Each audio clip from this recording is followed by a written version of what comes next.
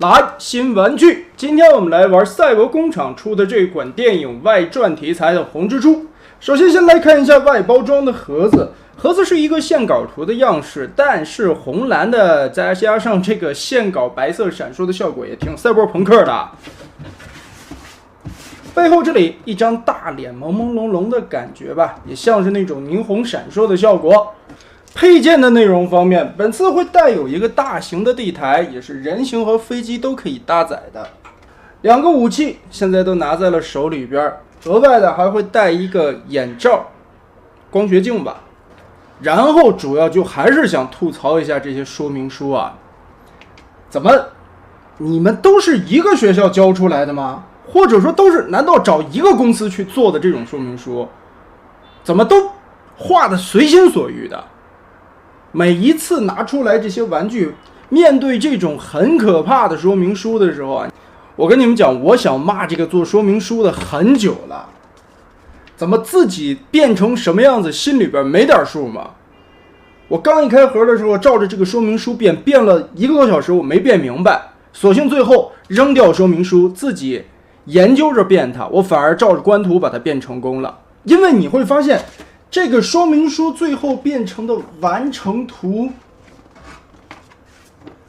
就跟官图完全不是一回事儿，就不是一个东西。所以我说，你们厂家，你把这个东西做出来，说明书是指示玩家第一次变形，大家都会变形了，谁会需要说明书？再说大家第一次开盒把玩的时候，只能参照你的说明书去变形啊！你这个东西都这么不下心思，你做的这么敷衍的一本说明书，你给谁看呢？而且这个说明书你照着它变，指定完蛋。你不按说明书，你摸索着变，还能把它变成了。所以啊，我奉劝各位厂家，以后做这个说明书能不能找专业的来？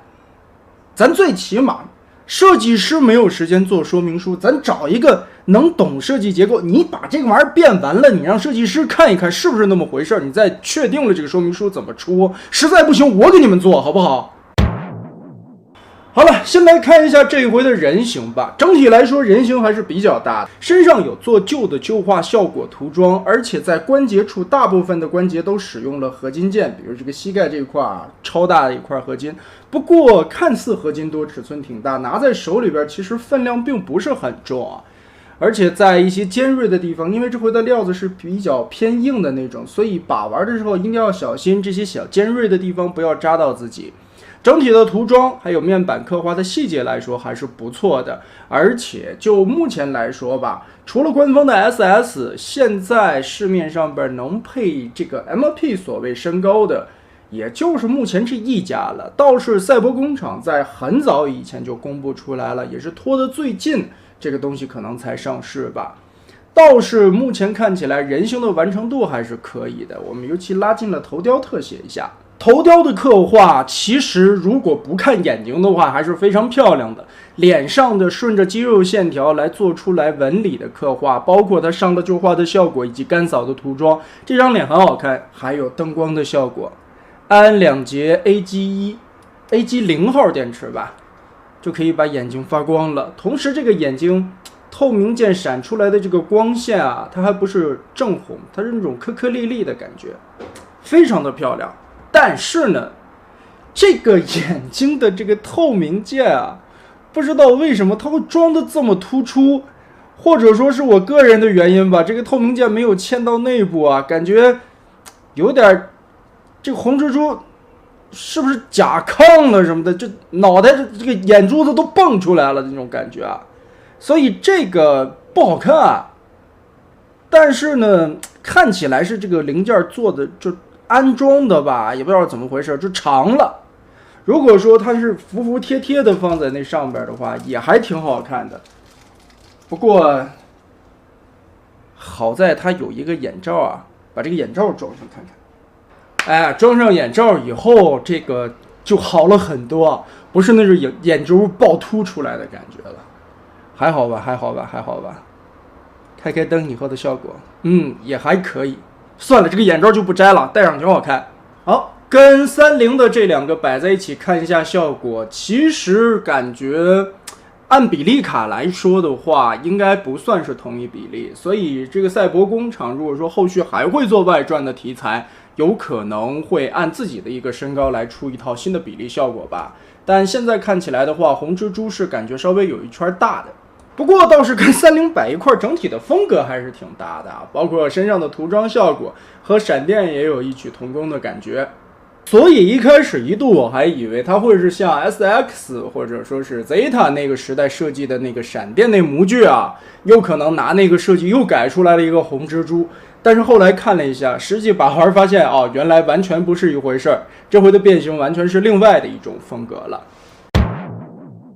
来，顺势我们来看一下可动吧。首先，头部这里是一个球形关节，巨大的球关，这个地方的可动范围也是很大的。肩膀这里上下左右的幅度摆动也是有很大的效果啊，但是没有齿轮关节，只是靠轴力去支撑。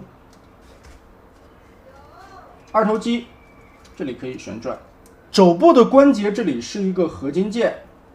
双屈可以去到很高的位置，把枪拿下来，基本能举到这么高。枪这个地方其实也有个握把，旋转的关节可以抬到很高。手腕可以旋转，棉手套式的可动手指，一直有2段关节，大拇指这里也是可以开合。往下看，腰部这里有左右旋转的关节，但是可动的幅度会被前方的这个造型键挡到一点点，不过摆造型什么的也是够用了。大腿根部往后踢，大概能踢到45度，往前踢也差不多是个45度吧。这里是齿轮关节，侧踢能踢到挺高。左右旋转，大胯这里，膝盖双关节，膝盖是一个非常巨大的合金键，也是为了配重使用嘛。脚踝左右接地，前后这里踮脚，脚尖这里也是一个合金键。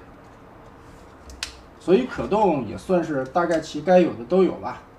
转到后面来看，翅膀这一块的刻画还是挺漂亮的，不过这个地方也会有头胶露出来。翅膀的可动也是有挺大的一个活动空间，这里能前后的旋转，包括左右的摆动。这个地方其实等于是锁死的，这是变形的需要。然后就进入咱们这一次的变形环节，首先把拳头收成这个样子，大拇指放在下方，手跟这么捏着，然后把肩膀这个肩胛往下滑一个 Z 字关节，这个地方不要忘了。打开以后，从这里看，这里有一个双段关节往下滑动，错下来，然后往后翻转一个90度，立起来。同时，把胳膊双段关节折起来往外扩，贴到胳膊大臂的外边，变成这个样子。备用。然后我们把翅膀往后撩，往后撩。翅膀这里的收纳，首先这个下方有一个 T 型的滑扣，在这里咬着。接着把中间的三角区域夹着的这一块180度翻到后侧，在这里又会露出来一个 T 型的滑扣，搭上去，再把下边这一段收缩好，翅膀就变成一个平行的了。一开始是往上翘着，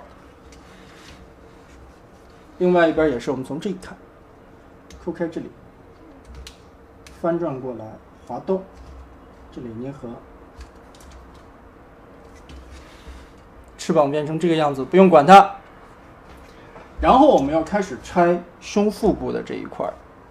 首先从白色的零件这个地方抠一下，把这里的卡扣拆开，往开打。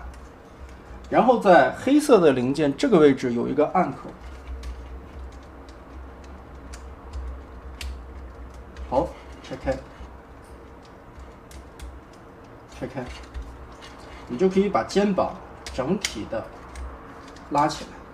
这里边也有一个小卡扣，拆开，两个肩膀直接的打高，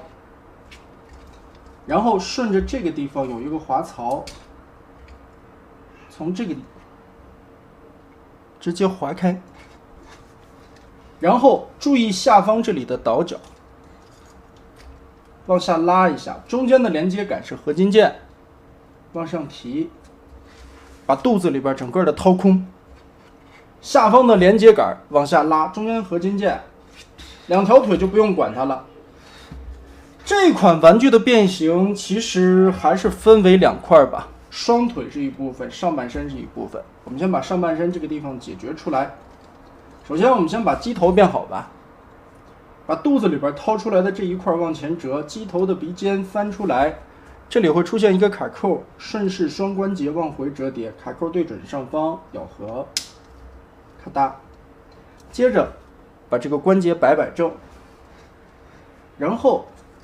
脖子这里顺着直接往下按，把脑袋放进去，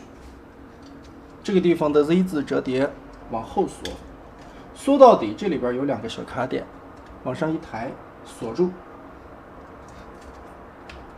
好，咬紧它。机头现在大概其就变完了。接着我们腾开胳膊的位置，来把肩膀后方红色的这块零件拆出。首先在这里有一个插的卡扣，然后是这里边的一个卡扣，在这儿整个的打开，把里边的面板全部拉伸，把这一块往下翻折。翻折出来以后，翅膀旋转180度备用，扔到后边不用管它。另外一边也是掏开，拆开这里面所有的卡扣，拉开，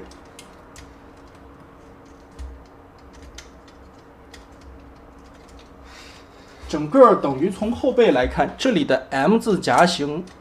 全部延展开，把这一块的堆叠拉平，有点像屏风堆叠的那个状态吧。好，这个时候拉出来了更多的空间，我们从这里看，全部开平，然后把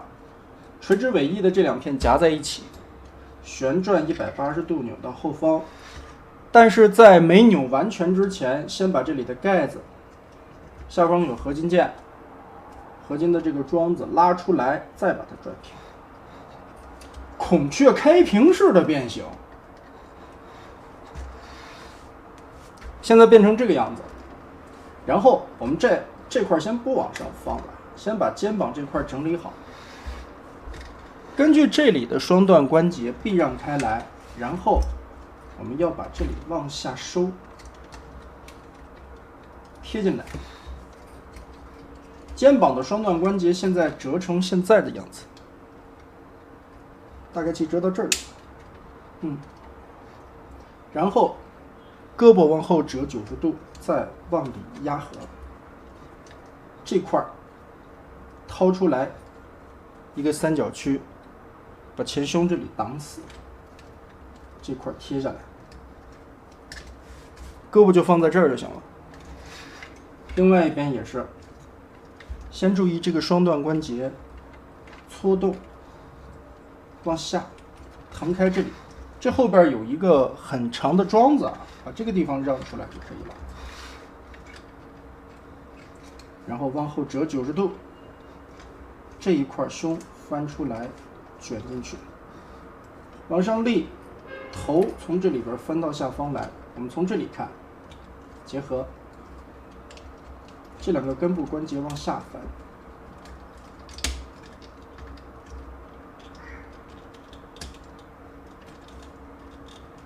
白色的零件就等于盖在手背上，盖上即可。同时前方的这个板子就也可以给它归拢插合了。好，现在嘛，机头前方的这一块我们基本上就变完了，但是现在还没有锁定的地方，我们要把这一块往下翻折，同时灰色的这个卡扣连接白色的这个凹洞插合起来。下方这一块的连接，我们先往开打它，不用理。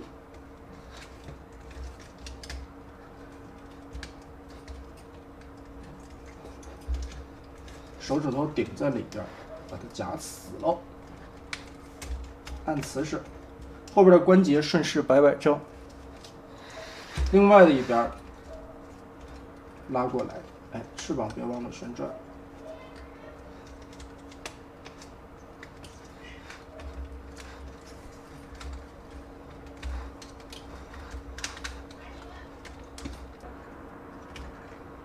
整理一下，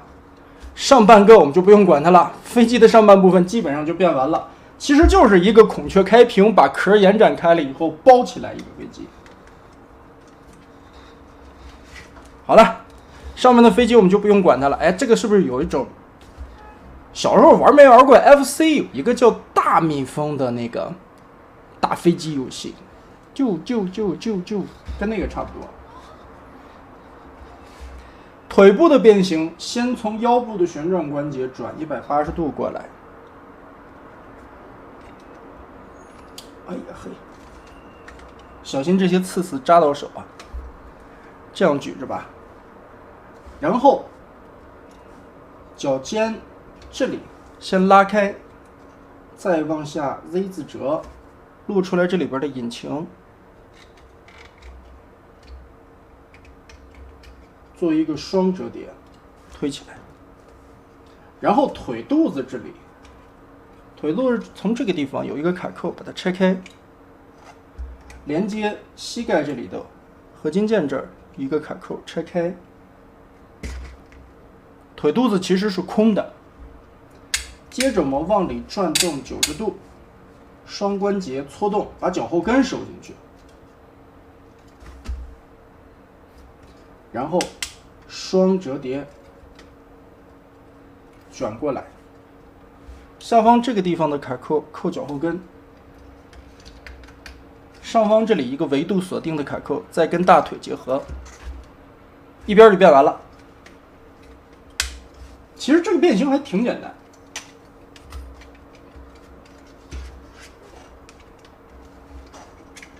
上边举着有点累，放在桌上吧，担心扎到脚，别把那个脚硌坏了啊！这个关节的噪音很大。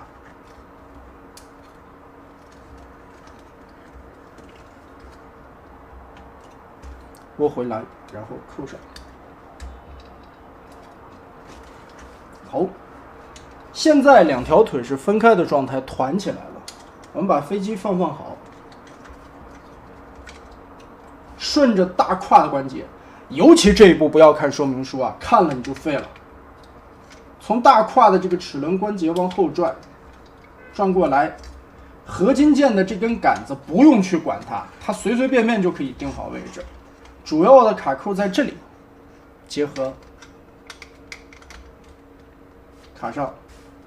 一边卡上了以后，你再去整理中间的这根合金杆。只要它中间这里的避让空间其实挺大的，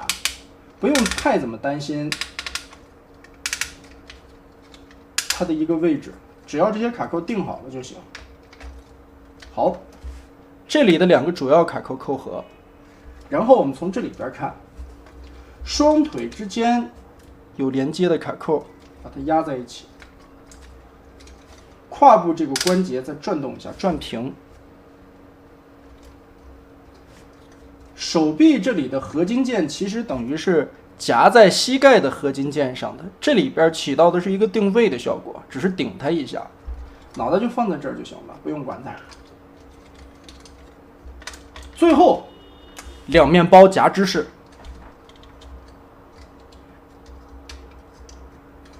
我们需要做的是把这个灰色的零件藏到两个膝盖的中间去。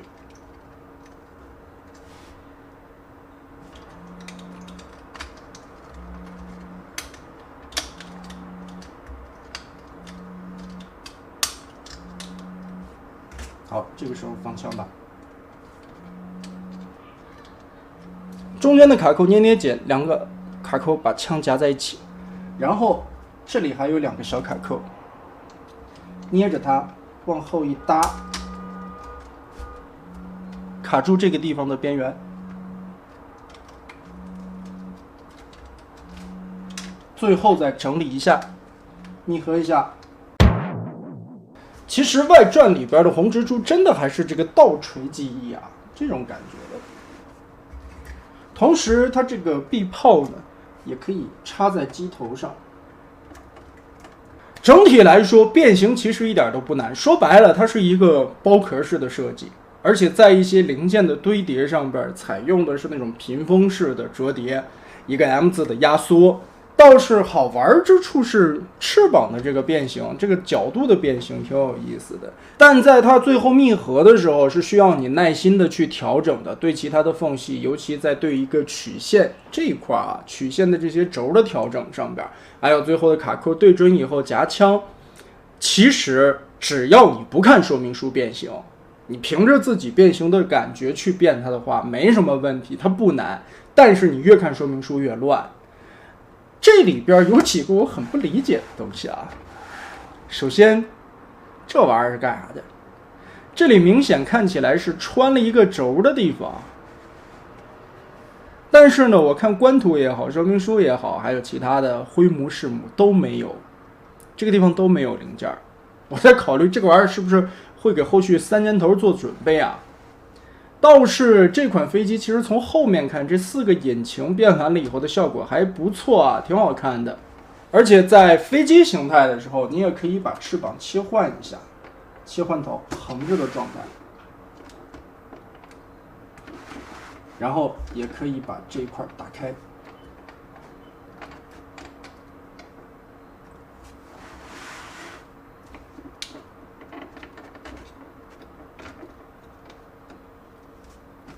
变成这个斜着的角度，翅膀调整以后就变成了现在的样子。玩过 FOC 游戏的朋友们应该都懂的，它的载具形态那个时候会有一个悬浮模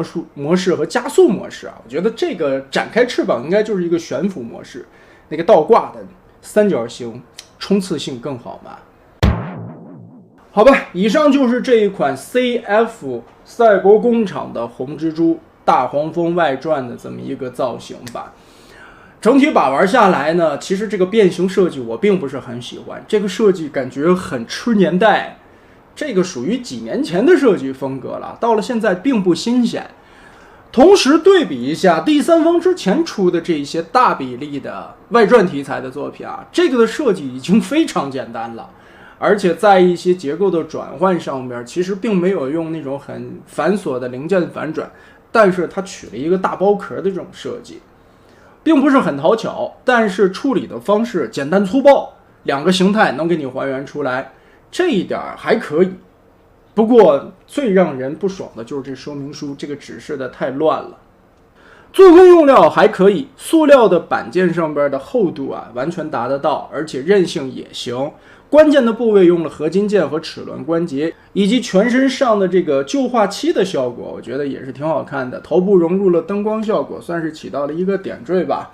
加了地台，人形和飞机基本上也都能互动起来。怎么说呢？这款的面向市场，我觉得主要还是占了一个独一份吧。因为现在官方也就出了一个 SS、MPM 这面都没有出来红蜘蛛这个模具。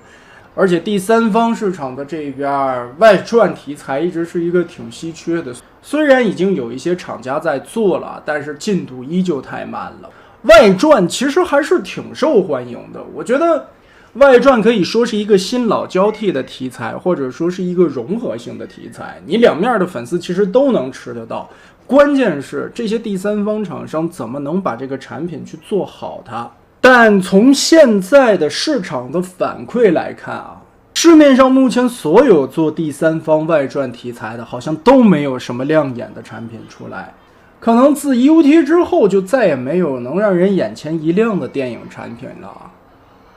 也是 UT 的结束，相当于一个时代的完结。后续的这些第三方新公司又给电影线这边能带来怎样的产品呢？我们大家也是拭目以待吧。那么好吧，这一期的视频就到这里，我们下期再见。